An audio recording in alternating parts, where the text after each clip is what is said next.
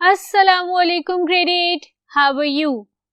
Faiza Nadeem here with your English lessons. Wishing and praying that all of you are healthy, wealthy, wise and are going to school regularly. I hope, I wish, I pray that you are safe from all the epidemics and that you score your highest marks in whichever exam that you have to give in the world and in the hereafter as well. What we are going to do today? Let's find it out within a second. So let's start today's lesson. जी बच्चों, आपके board ने आपको कहा है कि आप फौरन से अपनी ग्रामर ट्री निकालें, उसका यूनिट 18 खोलें, पेज नंबर 106 निकाल लें और आज की एक्सरसाइजेस, आज का लेसन अटेंटिवली सुन के उसको रिटेन कर लें. So what is the lesson all about? If you will remember my previous lectures of the sentence series and the sentence overview series, you must have learned by now that sentence can be divided into different forms like interrogative, optative, imperative, declarative and then further into affirmative and negative and assertive sentences. And then they have different types as well, like what is a phrase, what is a clause, how can sentences be divided into phrases and clauses. We did all that, alhamdulillah. ठीक है, उसके बाद हमने classification की sentences की on the basis of their structure और हमने simple sentence किया और हमने कंपाउंड सेंटेंस किया. हमने सिंपल सेंटेंसेस बनाए समराइज करके, रिकैपिचुलेट करके, सेंटेंस की हायरार्की को चेंज करके हमने पास्ट पार्टिसिपल और पास्ट परफेक्ट लगा के हमने सिंपल सेंटेंसेस को फॉर्मेट किया. ठीक है, उसके बाद हमने किए compound sentences and we learned that compound sentences must have two independent clauses. Independent clause क्या होते हैं? वो ग्रुप ऑफ वर्ड्स जो अगर आप अलहदा से लिखें तो वो सेंटेंस बन जाएगा, लेकिन अगर आप उनको किसी सेंटेंस का पार्ट बना दे तो वो क्लॉज कहलाएगा और उनके अंदर एक सब्जेक्ट एंड वर्ब अग्रीमेंट मौजूद होती है. ठीक है, ये होते हैं इंडिपेंडेंट क्लॉजेस. और अगर आप दो इंडिपेंडेंट क्लॉजेस को ज्वाइन कर देंगे तो जो वर्ड आप यूज करेंगे वो होगा कॉन्जंक्शन. ख कनेक्टर, ख ख कॉन्जंक्शन. और वो कॉन्जंक्शन जब आप दो इंडिपेंडेंट क्लॉजेस को ज्वाइन कर रहे होंगे तो कहलाता है कोऑर्डिनेटिंग कॉन्जंक्शंस. ठीक है, ये हमने क्विक रिकैपिचुलेट कर लिया अपने प्रीवियस लेक्चर्स का. आज का लेक्चर ऑफिशियली शुरू करते हैं. आज हम करेंगे कॉम्प्लेक्स सेंटेंस. ठीक है, आज का हमारा लेसन होगा कॉम्प्लेक्स सेंटेंसेस के बारे में. कॉम्प्लेक्स सेंटेंसेस क्या होते हैं, सबसे पहले उसकी मायने पढ़ते हैं, डेफिनेशन पढ़ते हैं. ठीक है, कॉम्प्लेक्स सेंटेंस की डेफिनेशन ये कहती है कि a complex sentence has one independent clause and at least one dependent clause. और one dependent clause in a complex sentence is introduced by a subordinating conjunction और a relative pronoun. Relative pronouns क्या होते हैं? वो प्रोनाउंस होते हैं जो antecedents होते हैं, जो इमीडिएटली अपने सब्जेक्ट के बाद आते हैं. किसी न किसी नाउन के लिए आप प्रोनाउन यूज करते हो ना, तो वो जो प्रोनाउन इमीडिएटली अपने नाउन के बाद आते हैं वो रिलेटिव प्रोनाउन कहलाते हैं.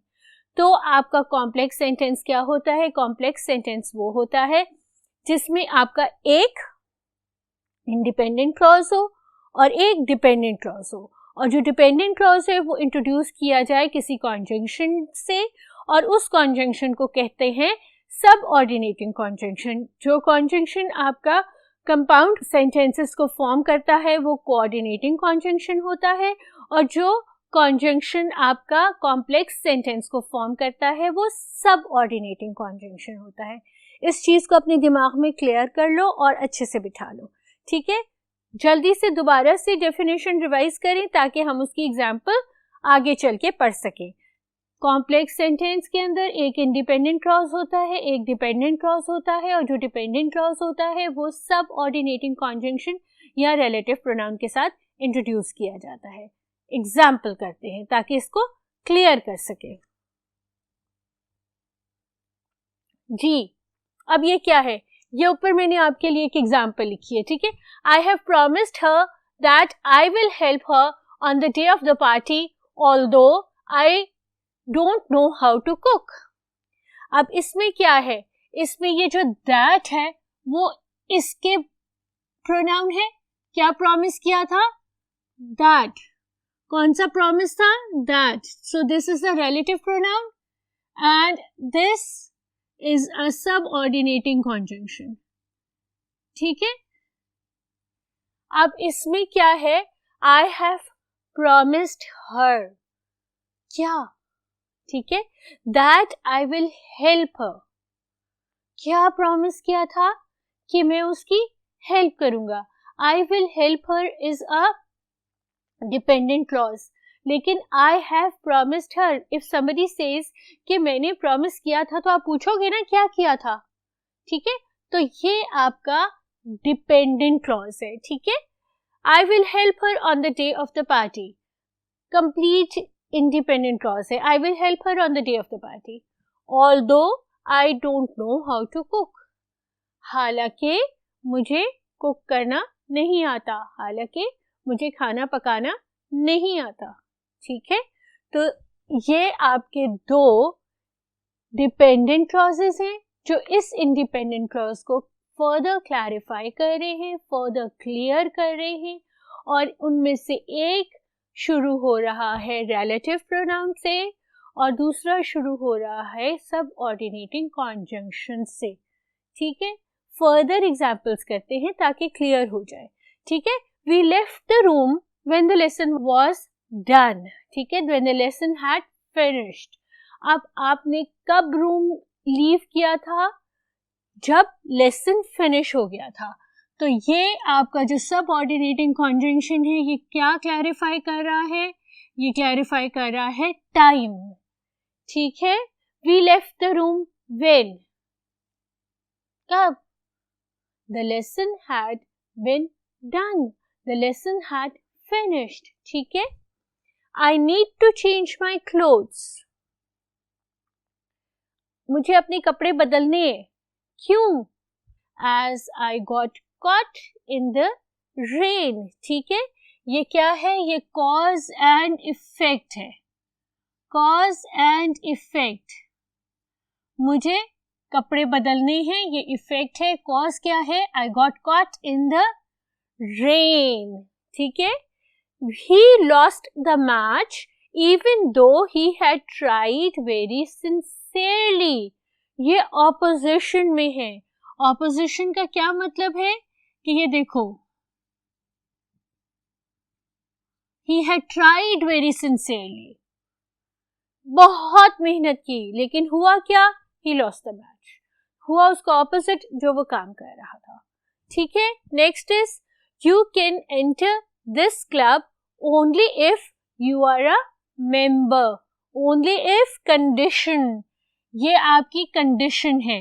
ये सब ऑर्डिनेटिंग कॉन्जंक्शन जो है ये आपकी कंडीशन को आइडेंटिफाई कर रहा है, ठीक है। सो ये थे कुछ सबऑर्डिनेटिंग कॉन्जंक्शंस जो आपके कंपाउंड नहीं कॉम्प्लेक्स सेंटेंसेस को फॉर्म कर रहे थे, ठीक है। क्यों कंपाउंड नहीं, क्योंकि इनके अंदर एक इंडिपेंडेंट क्लॉज है और एक डिपेंडेंट क्लॉज है। डिपेंडेंट क्लॉज क्या होता है, डिपेंडेंट क्लॉज वो होता है जो ऑन इटसेल्फ कंप्लीट नहीं होता, इनकम्प्लीट होता है। कुछ लोग होते हैं ना जिनको मिस्ट्रीज क्रिएट करने की आदत होती है, यू नो व्हाट हैपेंड, अब now we are very concerned, okay let us know what happened, and the other person is very quite enjoying your curiosity, ठीक है, बात छोड़ के शुरू करके ही इज क्वाइट, और अब आप उसको पूछी जा रहे हैं बताओ ना बताओ ना बताओ ना। तो आपके इंडिपेंडेंट क्लॉजेस जो होते हैं वो ऐसे नहीं होते, आपके डिपेंडेंट क्लॉजेस ऐसे होते हैं जिसपे आप बात शुरू करके चुप कर जाते हैं और फिर आपको इंडिपेंडेंट क्लॉज लगा के उस बात को मुकम्मल करना होता है, ठीक है। अब ये नेक्स्ट जो एग्जाम्पल है आपकी, ये वाली एग्जाम्पल्स, ये रिलेटिव प्रोनाउन के साथ है, ठीक है। Please return the book that I loaned you last week. मैंने अभी अभी समझाया था रिलेटिव प्रोनाउन वो होते हैं जो अपने सब्जेक्ट के इमीडिएटली बाद में आते हैं, ठीक है। बुक, कौन सी बुक? दैट वन, ठीक है। ये इस बुक के लिए प्रोनाउन यूज किया गया है हमने दैट, तो ये रिलेटिव प्रोनाउन है।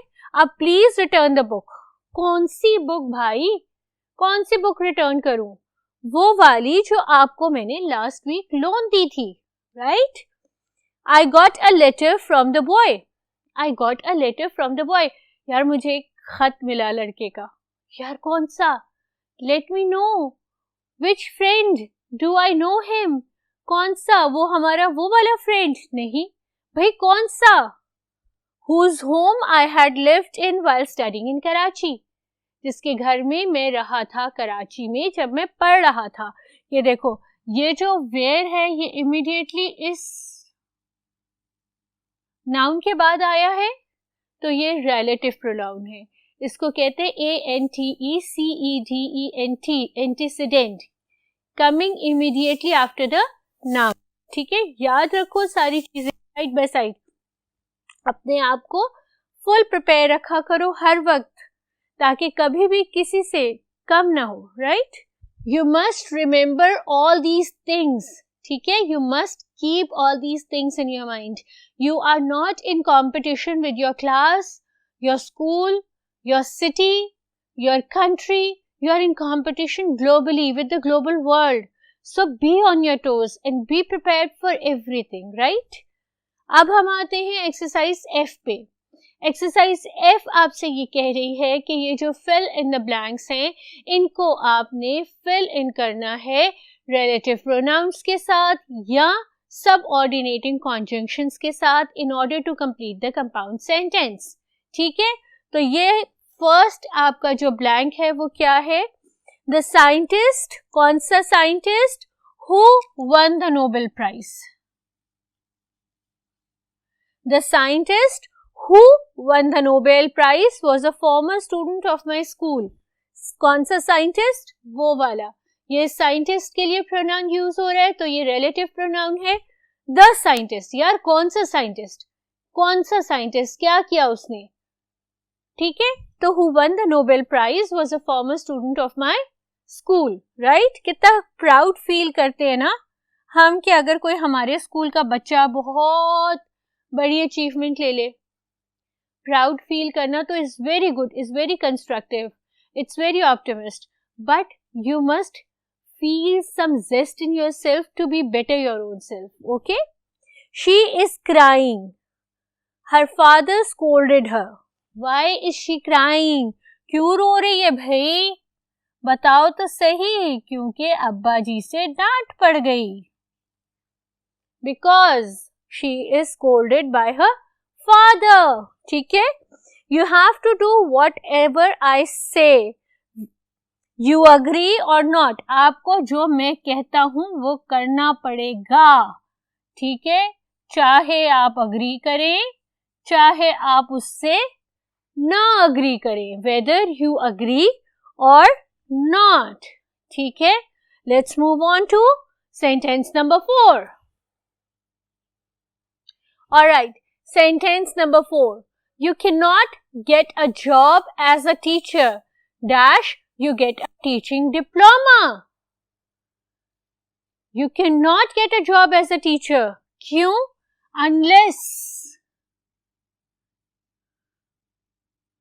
Unless you get a teaching diploma, right? Dash you enter the principal's office, you must knock on the door, ठीक है। क्या?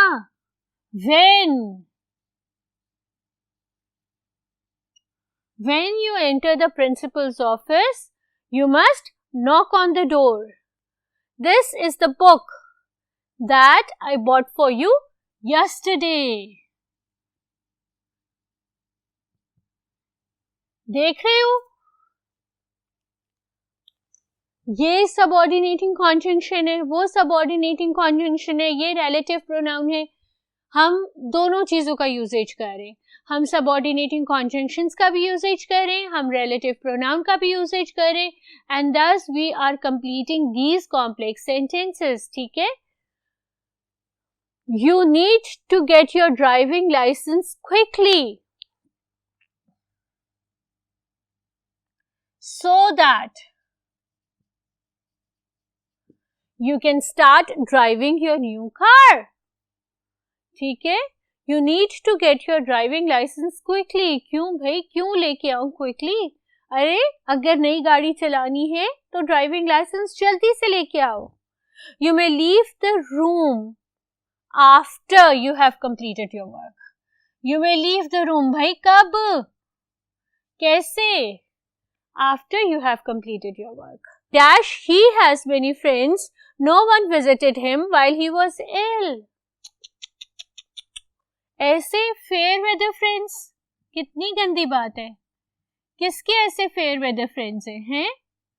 Although he has many friends, but no one visited him when he was ill. मरीज की इयादत करना सवाब है. We can go, but you have to choose the movie. ठीक है, अब जो आपका नेक्स्ट से क्वेश्चन है, कंपाउंड और कॉम्प्लेक्स. ठीक है, ये आपका नेक्स्ट क्वेश्चन है. हमने एक्सरसाइज F की है ना, तो ये एक्सरसाइज G है. ठीक है, ये एक्सरसाइज G है और ये एक्सरसाइज आपको कह रही है कि आप आइडेंटिफाई करें कि जो गिवन सेंटेंसेस है वो कंपाउंड सेंटेंसेस हैं या कॉम्प्लेक्स सेंटेंसेस हैं. ये थोड़ी ट्रिकी एक्सरसाइज है और ऑब्वियसली ये एक्सरसाइज रिकैपिचुलेट कर रही है, रिवाइज कर रही है और असेस कर रही है आपकी नॉलेज को. तो मैं भी आपकी नॉलेज को असेस करूंगी. जल्दी से अपनी इनपुट दो और मुझे बताओ कि ये कंपाउंड सेंटेंस है या कॉम्प्लेक्स सेंटेंसेस है, और मुझे क्लियरली बताना. ठीक है, कि आपने कैसे आइडेंटिफाई किया. It does not seem to be a difficult problem but I am stuck. It does not seem to be a difficult problem is a complete sentence. I am stuck is a complete sentence. तो ये sentence कौन सा sentence हो गया? ये sentence हो गया compound. ठीक है, ये कंपाउंड सेंटेंस बन गया. We are not convinced that he deserves to win the first prize. We are not convinced, comma, that he deserves to win the first prize. अब he deserves to win the first prize is one complete independent clause. But we are not convinced. भाई क्या चीज आपको convince नहीं कर रही, आप क्यों convince नहीं हो रहे, is a dependent clause. तो ये कौन सा sentence बना? ये बना आपका बच्चे complex. ठीक है, ये कॉम्प्लेक्स सेंटेंस. दोनों कंपाउंड और कॉम्प्लेक्स सेंटेंसेस के डिफरेंसेस देखे हैं, मैंने आपको बताए भी हैं. चलो अब मुझे सेंटेंस नंबर 3 सॉल्व करके दिखाओ. लेट्स सी कि आप कैसे सेंटेंस नंबर 3 सॉल्व करते हो, आइडेंटिफाई करते हो कि नहीं करते हो. जी, आइडेंटिफाई किया है. If you like to visit the museum please give me a call. Please give me a call is a complete independent clause. लेकिन if you would like to visit a museum is a dependent clause. और एक और trick, दूसरी trick ये है कि जहां if होगा वो dependent clause है और वो हमेशा क्या होगा? complex. ठीक है, तो ये आपका complex sentence हो गया. ये वाला, since I came to this city I have little time for myself. Since I came to this city, ठीक है, जब से मैं इस शहर में आया हूं. कंप्लीट लग रहा है आपको? नहीं लग रहा ना? तो ये कॉम्प्लेक्स है. ठीक है, Sania was confident that her speech had moved the audience deeply. ठीक है, अब confident और that relative pronoun यहां मौजूद है. इवन आपको यूं लगे कि Sania was confident and her speech had move the audience deeply, आपको सिंपल 2 सेंटेंसेस लगे तो भी ये देख लें कि कॉन्फिडेंट के साथ रिलेटिव प्रोनाउन लगा हुआ है, तो ये कॉम्प्लेक्स सेंटेंस है. You have to start taking interest in your studies और you won't pass. 2 independent clauses हैं. You have to start taking interest in your studies, ठीक है. यू वोंट पास, दोनों इंडिपेंडेंट क्लॉजेस हैं. So this is a compound sentence, ठीक है. She knew it was raining yet she did not take an umbrella. She knew it was raining, complete sense बन रही है, subject verb object सब मौजूद है, ठीक है. She did not take an umbrella is a complete sense. Yet add किया है, हमको पता है कि येट क्या है, येट कोऑर्डिनेटिंग कॉन्जंक्शन है, तो ये भी हमारा कंपाउंड सेंटेंस हो गया, ठीक है. Although the beginning was boring, I enjoyed the film. I enjoyed the film is a complete sentence. But although the beginning was boring, हालांकि मूवी की जो beginning थी वो boring थी. नई सेंस की सेंस बन रही ना, इनकम्प्लीट सी लुक आ रही है, तो ये कौन सा हो गया, ये हो गया कॉम्प्लेक्स, ठीक है. I love eating good food, but please don't ask me to cook. I love eating good food. Please don't ask me to cook. 2 complete dependent clauses. Coordinating conjunction से हमने उसको join कर दिया, ये बन गया compound, ठीक है. I will inform you if my train is late. पहले भी मैंने कहा है कि अगर if होगा तो इसका मतलब है कि कहीं ना कहीं सेंटेंस में कोई ना कोई गड़बड़ है, ठीक है. I will inform you, ठीक है. If my train is late, अगर मेरी ट्रेन लेट हो गई तो I'll inform you, right? तो ये क्या बना, ये complex. We had to drive very slowly because the roads were wet, ठीक है. We have to drive very slowly. Why?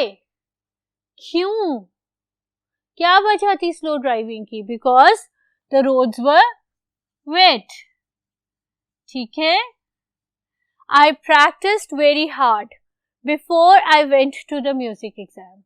Before I went to the music exam, तो क्या किया, जाने से पहले I practiced very hard, ठीक है. The food was not very good, but I was hungry, so I ate it. The food was not very good, full stop. I was hungry, full stop. I ate it, full stop. Complete 3 clauses हमने but और so के साथ join किए हुए, ठीक है. ये हरगिज आपका कॉम्प्लेक्स सेंटेंस नहीं है, ये आपका कंपाउंड सेंटेंस है, क्योंकि आपके कंप्लीट 3 क्लॉजेस आपने but और so के साथ join किए हुए हैं. I can't understand her because she speaks very fast.